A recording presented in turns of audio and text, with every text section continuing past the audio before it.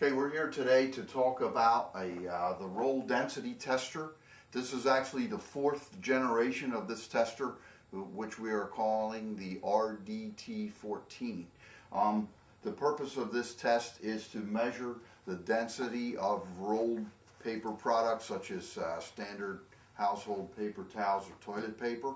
Now when we refer to density, it's density or firmness, we're actually talking about this parameter here in terms of the softness of the roll. Where that's important is for packaging. If the roll is too soft, it'll tend to become telescopic like I'm demonstrating here. And obviously if the roll is hard, that causes other problems in the packaging world. So the basic operation of this machine is we simply slide the product over the spindle as shown here, and we press the start button, and you will see the sled move, make contact with the roll, and then it will back up, and then we have a density number over here that represents the firmness of the product. Just to repeat that test again, you'll see the sled moving, and now the sled is retracting. That's all there is to it. It's a very simple test. Now, in the event that you want to measure toilet paper, we simply put a pin in the spindle to change the center distance, and now we set the paper towels on, or the toilet paper on, and we can repeat our test as I've shown here. That is pretty much all there is to this in terms of the operation. We're going to get into a little bit more of the operation later on. The theory of operation of this machine, we have a couple of components that I want to talk about here. On the back of the machine, which you can't see from the angle that it's being filmed, but there is a displacement transducer that essentially is measuring the position of the sled as it moves. So as that sled is moving, we're getting a displacement number, which we're going to use to actually calculate the density. In addition to that, we have a load cell, which I can demonstrate here. This black portion here is the actual footprint, or the footprint that is pressing on the roll, and that's attached to a load cell. So as I depress this load cell, we get an increase in force over here on our display. We also have what we call the nut release assembly, and what that allows us to do is we can disconnect the sled from the lead screw so that we can move this around for calibration, and we're going to demonstrate that a little bit later on. We also have the spindle, and while we're on that subject, this spindle is actually removable. We have a set screw in the back, and if we loosen that set screw, we can actually take the spindle off. And we have a variety of different sizes of spindles based upon the type of roll product that you're going to test. This particular one here is 1 5/8 inch, which is used for all of the basic household consumer type products.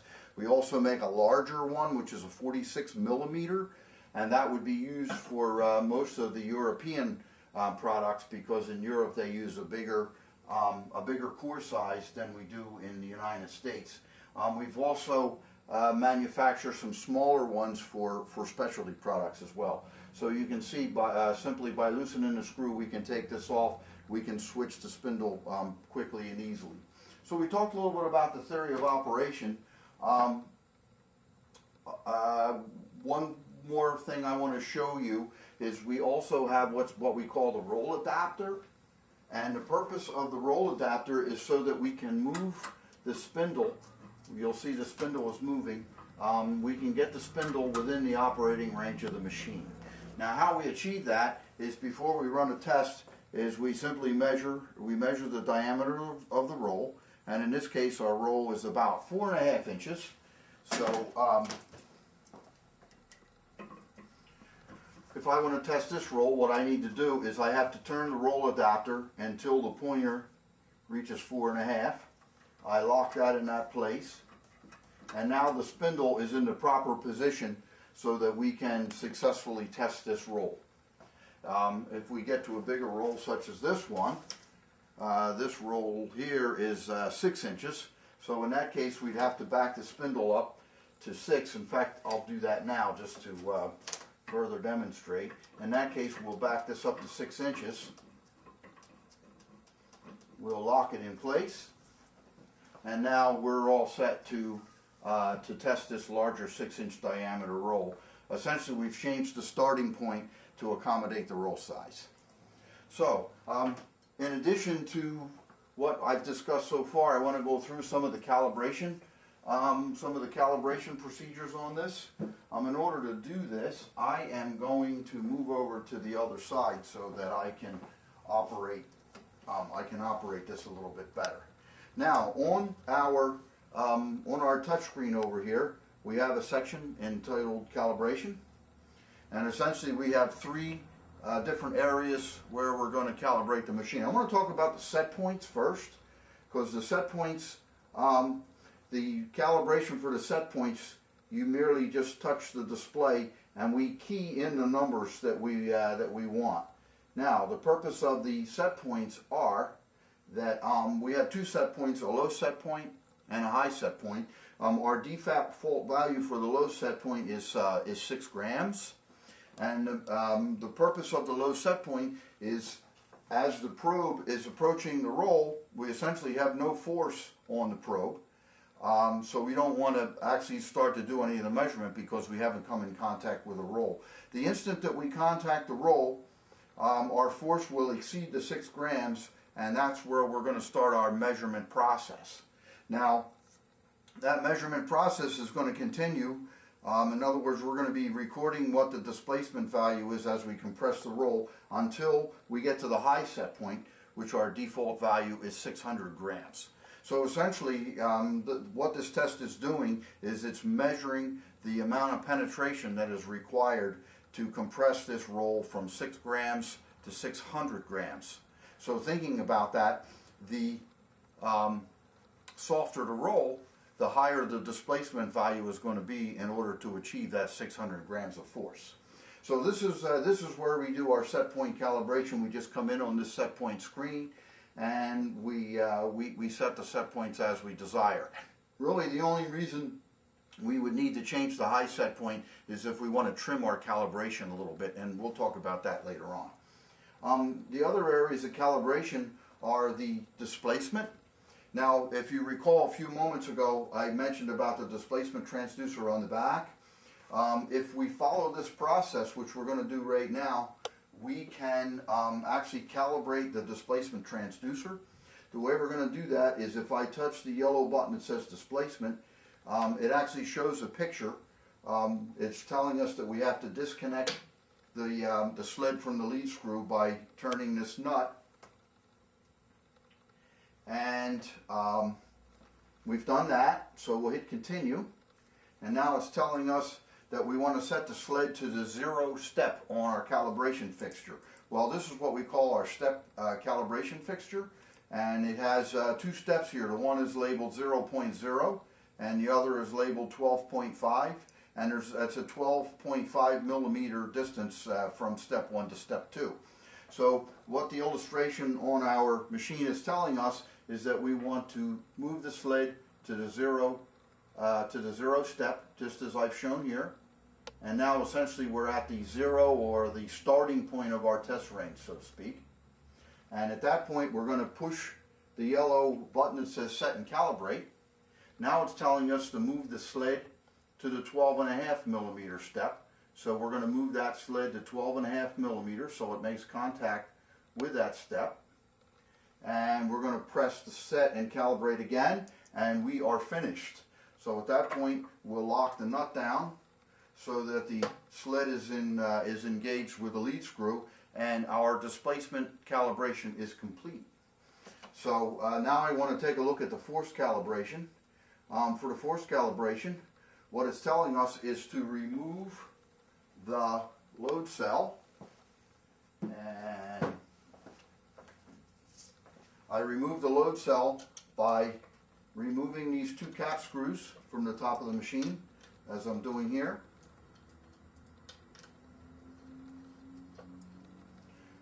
And we're simply going to stand that load cell on end, just as I've shown here.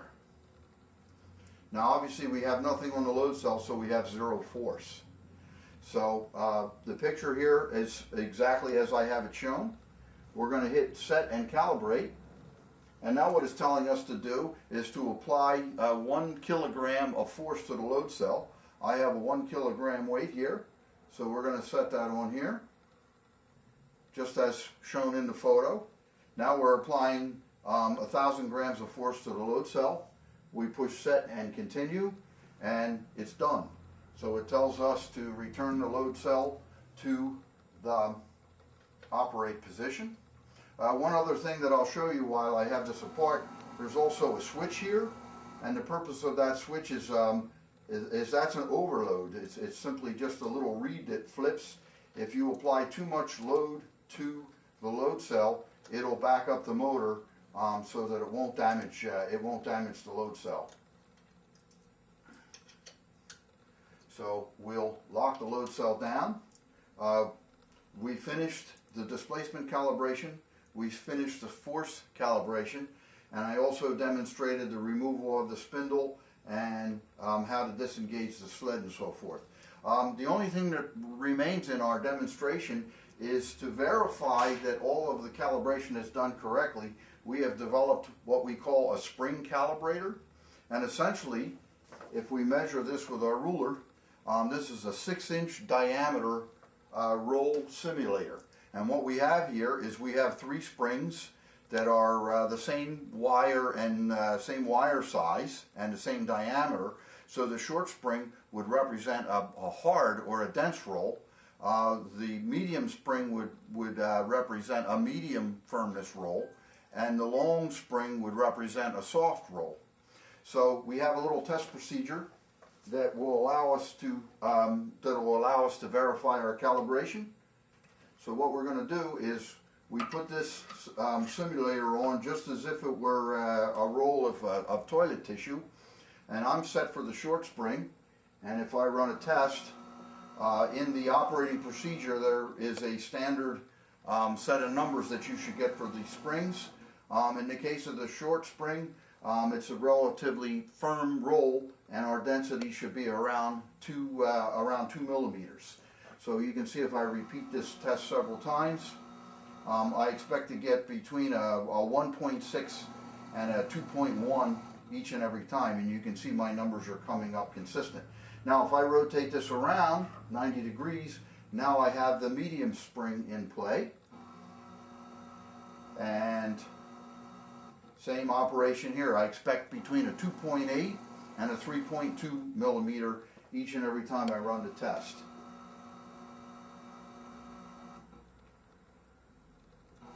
And you can see our consistency with our displacement number, which is right here. And then finally, if I rotate this around to the long spring, I have the softest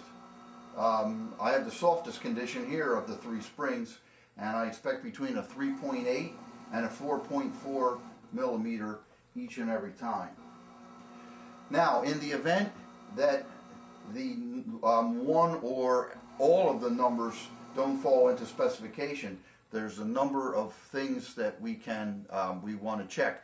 We want to check and make sure that our displacement calibration was done properly, and also that our force calibration was done properly. And as you can see, it was a simple task, so we could just go through that. The other thing we can do is we can adjust the high set point, and if we raise the high set point number, it will raise all of these numbers proportionally, and if we lower the high set point number, it will lower all these numbers proportionally. To aid with that part of the system, we also, in our system, we have what's called a test panel, and to get to that we go to Help, and then we go to the button that says Test Panel, and on this test panel, it's hard to see from where you are, but essentially we have all of the operating parameters that are involved in this machine. For example, I had mentioned about that little overload spring. If I move that overload spring, you'll see it's indicating that it's engaged or not engaged. We have our loads, our 2 set points being 6 and 600 are displayed here. We have the force on the load cell is displayed here. If I press on that, I can see the force value going up. If I move the sled, I move it away from home, our little home light goes out, and as I move this, we can see the displacement value increase and decrease. So essentially all of the operations that are involved in this machine are present here. We also have 2 buttons to operate the motor. If we just want to check and make sure that the motor's working properly, we can jog the motor as I've demonstrated there. That completes our demonstration on the roll density tester, with the exception of we also have, going back to this help area, we have essentially the operating manual is all displayed on here. For example, if I go to the running test, it will actually walk us through the demonstration just as I have described here. There's also a calibration check that walks you through how to calibrate with the springs as we've done here. There's also a section entitled Help, and what that does is if there are any of the buttons or the controls on this display, you want a further explanation, you just go and touch that particular feature, and it will give you a more detailed description in terms of what those features are for. This is really pretty straightforward in terms of the operation.